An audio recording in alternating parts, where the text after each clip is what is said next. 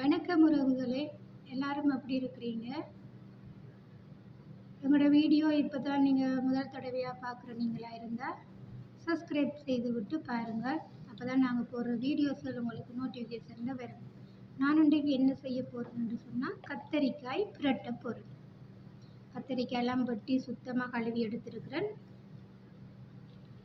வெள்ளைப்பூடு, கருவேப்பிலை, பச்சை மிளகாய், கடுகு, சீரகம் எல்லாம் சேர்த்துருக்குறேன். எல்லாம் பொரியுது.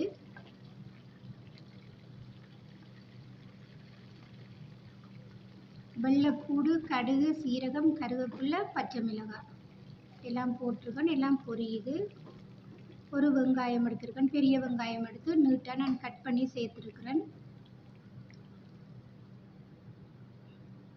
பாருங்க, இப்போ வெங்காயமும் வதங்கிட்டுது. நிறைய வெங்காயம் வதங்க தேவையில்லை. இப்படி அளவோட வெங்காயம் வதங்கினா தான் டேஸ்ட்டாக இருக்கும். இந்த கத்திரிக்காய் பிரட்டல் வெள்ளை சோறு சாப்பிட அந்த மாதிரி இருக்கும். காரத்துக்கு மிளகாய்த்தூள், மிளகுத்தூள், கறி மசாலாத்தூள்,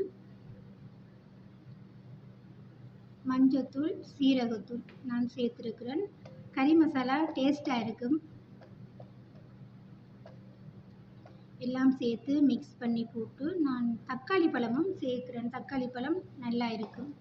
ஒரு தக்காளி பழம் எடுத்து நான் கட் பண்ணி எடுத்துருக்குறேன். தக்காளி பழம் விருப்பமாக இருந்தால் சேர்க்கலாம், விருப்பம் இல்லாட்டி சேர்க்க தேவையில்லை.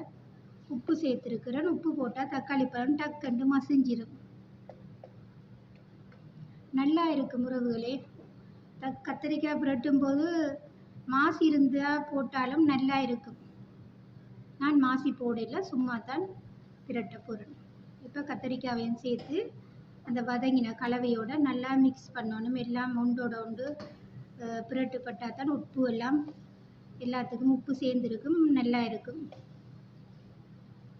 இப்படியே கிளறி போட்டு ஒரு நிமிஷம் நாங்கள் மூடி வச்சோம்னு சொன்னால் இந்த கத்திரிக்காய் நல்லா வெந்து வதங்கி வந்துடும். எல்லாத்தையும் நல்லா மிக்ஸ் பண்ணணும். அப்போ தான் அதில் இருக்க சரக்குத்தூள், உப்புத்தூள் எல்லாம் மிக்ஸாக சேரும். பாருங்கள், இப்போ கொஞ்சம் வதங்கிட்டுது.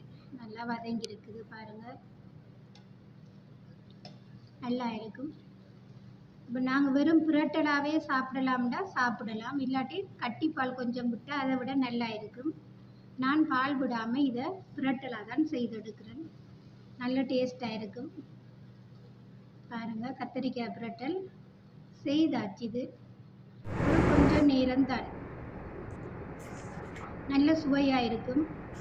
பிடிச்சிருந்தா நீங்களும் ஒரு தடவை செய்து பாருங்கள். செய்து வெள்ளை சோற்றோட சாப்பிட்டு பாருங்கள், அந்த மாதிரி இருக்கும்.